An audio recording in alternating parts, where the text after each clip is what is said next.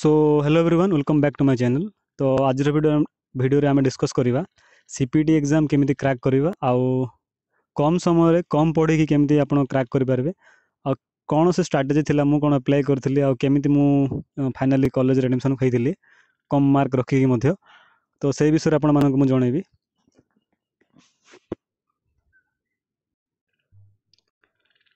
तो CPT exam तो आपण मैंने जानी थे तार नेगेटिव मार्किंग नाई आमको एग्जाम रे जिते भी क्वेश्चन आसे शायद एथर 80 क्वेश्चन आसो बोधे। तो 80 रू 80 क्वेश्चन पूरा फुल अटेम्प्ट करने पड़े। आउ देखो टाइम जदि कम अच्छे आपण मैंने भलसे जदि प्रिपरेशन है ना तो कौन करेंगे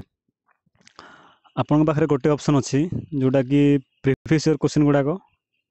जिते भी प्रीवियस ईयर क्वेश्चन गुड़ाक अच्छी प्रैक्टिस करूँ। आउ डेफिनेटली आप देखिए एग्जाम रे 5टा 6टा क्वेश्चन कि 10टा क्वेश्चन भी प्रीवियस ईयर क्वेश्चन रू ही रिपीट होता है। कौन सी माने कौन सी क्वेश्चन आपंकर सिलेबस बाहर कि आमर जो केपी रो बही अच्छी से बही मानकर कॉन्सेप्ट रू से कॉन्सेप्ट रू गोटे भी क्वेश्चन एपट सेपट आसबनी जहाँ से कॉन्सेप्ट अच्छे से ही क्वेश्चन आसब। जदि आपण पाखे टाइम कम अच्छी पढ़ाई टाइम नाई कि जदि भी भावुं कम पढ़ी केमती आम क्रैक करूँ तो डेफिनेटली मु गोटे ट्रिक कवि आपण मानकु कि जदि आपण मान पाखे केपी रो बही अच्छी जो कल्याणी पब्लिकेशन रो बही थी ग्रेजुएशन टाइम जो बही आपण मैंने यूज करते से ही बही पछपड़ जो क्वेश्चन गुड़ाक था इंपोर्टेंट क्वेश्चन गुड़ाक तार खाली एमसीक्यू आउ फिल इन द ब्लैंक ये गुड़ाक सॉल्व करदे आपण जिते भी चैप्टर अच्छी चैप्टर गोटे पढ़ला तार एमसीक्यू सॉल्व करंतु तार आप चैप्टर पढ़ंतु न पढ़ंतु से जदि टाइम हो तो पढ़े आउ टाइम होनी आपड़ जदि टिके आपंकर कॉन्सेप्ट क्लीयर अच्छे से चैप्टर को लेकिन तो गोटे ही काम करेंगे आप जोटा कि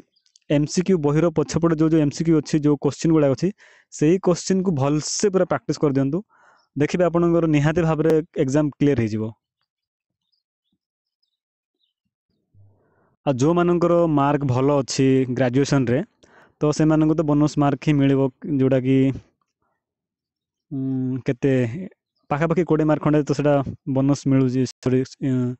कौन से हाँ बोनस टाइप किसी मिलूँ से तो सही मार्क तो मिल आप 20 मार्क रू आप जहाँ 15+ तो पाइबे ही पाइबे। आउ रहा कथा आउ रहा आउरी गोटे 30 मार्क खंडे आप 30-40 मार्क भलसे अटेम्प्ट करदे तो जदि आपंकर 60 मार्क भी हो तो भल कॉलेज भल गवर्नमेंट कॉलेज आप डेफिनेटली आप एडमिशन नहीं पारे। तो मुझे एमती कर जिते भी कॉलेज चूज करेंगे जिते आपंकर से ऑप्शन आसो कॉलेज चूज करने तो से टाइम रे बहुत माने आपन को स्मार्ट वर्क करने पड़ो आउ एमती नुह कि माने आपन से टाइम रे रिसर्च करेंगे आउ